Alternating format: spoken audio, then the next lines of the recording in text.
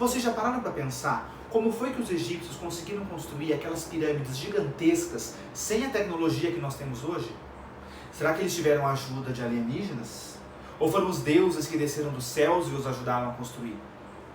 A resposta, pessoal, é muito mais simples do que vocês imaginam. Eles conseguiram fazer essas obras e muitas outras utilizando máquinas simples. E é de uma delas que nós vamos falar nesse vídeo. Então, pessoal, um plano inclinado, ele nada mais é do que uma superfície reta que está inclinada em relação à superfície terrestre. Tudo bem? Então, gente, aqui nós temos dois exemplos. E vamos imaginar nesse exemplo que praticamente não tem atrito. Pensa que esse plano inclinado é muito liso. E vamos pensar que nessas duas situações, nós queremos que a força resultante seja igual a zero. Bem? Que seja tudo em equilíbrio estático, ou seja, os dois blocos fiquem parados em cima dessa rampa. Bem? Porque, pessoal, toda vez que a gente coloca um bloco, ele tende a descer, ainda mais se for um bloco muito liso. Vamos entender isso agora. Então, uma força que está agindo sobre esses blocos, pessoal, é a força peso, né, que surge da interação entre o planeta Terra e o bloco. E essa força peso, ela sempre é para baixo, em direção ao núcleo, em direção ao centro da Terra. Só que o que acontece? Se não fosse inclinado, a força peso ia gerar um ângulo de 90 graus com a superfície. Aqui, pessoal, a força peso não gera um ângulo de 90 graus. Então a gente pode decompor esse vetor da força peso. De que forma que a gente faz isso? A gente decompõe em dois vetores, o px, né, peso x, e o peso y. E a gente descobre eles, pessoal, traçando retas paralelas e perpendiculares em relação ao plano inclinado agora. Tudo bem? Então, tem uma parte, né, uma componente desse vetor que está perpendicular ao plano inclinado, que é o PY, a componente Y da força P. E tem uma componente que está paralela ao plano inclinado, que é a componente PX, peso X. A mesma coisa aqui, pessoal. A força peso não está perpendicular, não forma um ângulo de 90 graus com a superfície. Forma um ângulo diferente de 90 graus. Então nós podemos decompor essa força peso na componente peso Y, né, que está perpendicular, né, forma um ângulo de 90 graus com a superfície, e a PX, que forma um ângulo de 90 graus, um ângulo de 90 graus não, um ângulo de 0 graus, né, que está perpendicular ao plano inclinado. Tudo bem até aqui? Nós também temos a força normal de contato. Bem, ela sempre vai surgir do contato da superfície com o objeto. Então é a superfície empurrando o objeto. Aqui a força normal, ela vai equilibrar a componente PY. Bem, nos dois exemplos.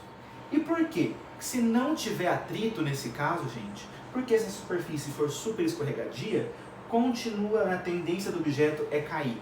Porque olha essa força PX aqui, gente, está puxando o objeto para trás. Então, se nós quisermos deixar essas duas situações em equilíbrio dinâmico, deixar as duas situações, né, sem movimento, em repouso, o que nós devemos fazer?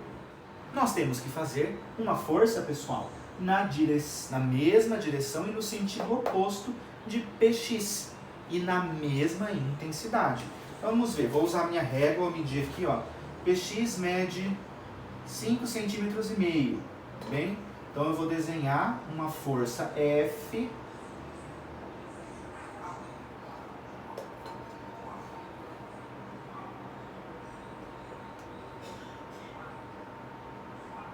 de 5,5 cm aqui para equilibrar o meu PX, a componente X do peso. Bem, vamos ver esse outro exemplo aqui agora. Então, PX nessa situação tem 8 centímetros, né, tem uma intensidade de 8 centímetros, e aqui eu fiz uma força F com intensidade de 8 centímetros. Então agora, nessas duas situações, com todas essas forças, estão em repouso. Né? Força resultante igual a zero. Equilíbrio estático. Beleza? Agora, em qual das duas situações eu tenho que fazer uma força maior para manter esse equilíbrio? na situação em que a inclinação é maior. E por que isso? Porque quanto maior é a inclinação, maior é a componente x do peso. Tudo bem? Então, quanto maior for a componente x, maior vai ser a tendência desse objeto de ir para baixo, de escorregar na rampa. Beleza, pessoal? Deu para entender por que quanto mais inclinada for a rampa, mais difícil, pessoal, é manter o objeto em repouso, ou até mesmo é mais difícil subir essa rampa, porque nós temos que fazer mais força para vencer essa componente do px, componente x do peso. Vamos ver um outro exemplo mais prático agora? Vamos lá? Vamos imaginar a seguinte situação agora. Pensa que tem esse morro aí, gigante, bem, que tem dois carros, um carro vermelho e um carro verde, que eles precisam sair do nível A e chegar até o nível B. De um lado desse morro, a subida é muito mais íngreme, a inclinação é muito maior. E do outro lado, a inclinação é muito menor. Tudo bem? Analisando isso daqui, há uma mesma velocidade. Pensa que os carros estão exatamente à mesma velocidade, sei lá, 60 km por hora. Há uma mesma velocidade. Qual carro chega primeiro no nível B? Dá um tempinho para vocês pensarem. E aí, pensaram? Gente, a uma mesma velocidade chega o carro que tem que percorrer uma distância menor. Qual dos carros que percorre uma distância menor? É o carro vermelho. Olha a distância que ele percorre aqui, pessoal. Olha a distância que o carro verde percorre. Então, há uma mesma velocidade. Se eles se mantiverem em velocidade constante, o carro vermelho chega primeiro. Mas tem uma outra pergunta aqui. Qual dos dois carros exige mais do motor? Qual dos carros tem que fazer mais força para conseguir chegar até o topo? O carro que faz mais força para chegar até o topo é o carro vermelho. Por quê? Porque a inclinação é maior. A componente Px do peso desse carro vai ser muito maior do que a do carro verde. Então a força que ele vai ter que fazer para chegar até o nível B vai ser muito maior do que a força que o carro verde faz para chegar no nível B. Mas tenho mais uma pergunta para vocês. Vamos lá. Para um dado desnível, então aqui a gente tem o mesmo desnível nas duas situações, né? Sei lá, 10 metros de altura, 50 metros de altura, nesse desnível.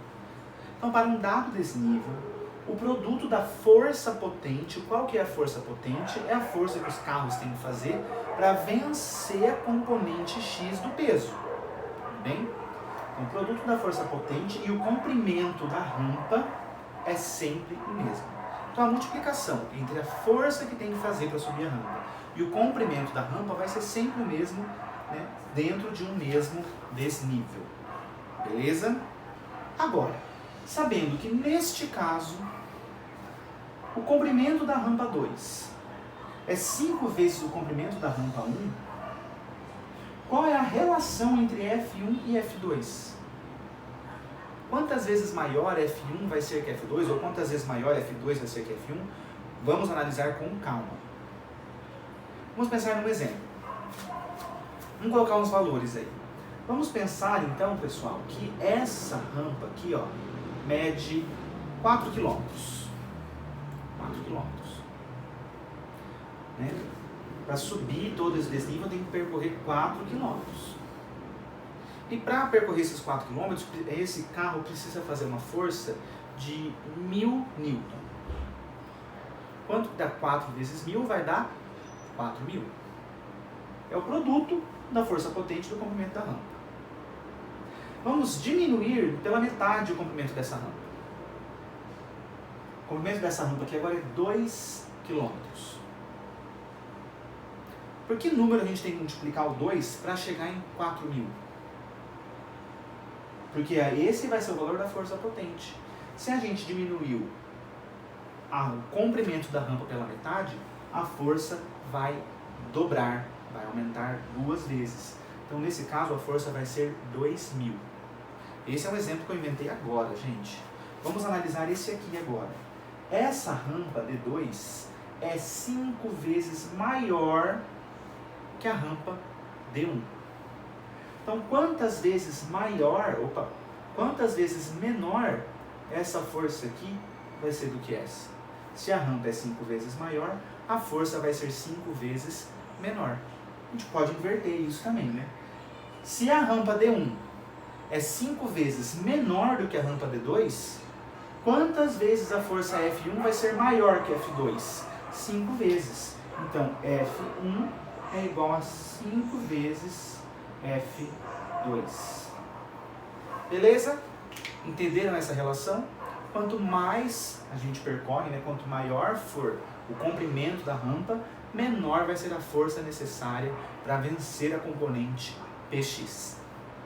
Então, pessoal, para resumir o plano inclinado, quanto menos inclinada for a rampa, menor vai ser a força necessária, menor vai ser a força potente para vencer a componente do peso. E maior vai ser o comprimento.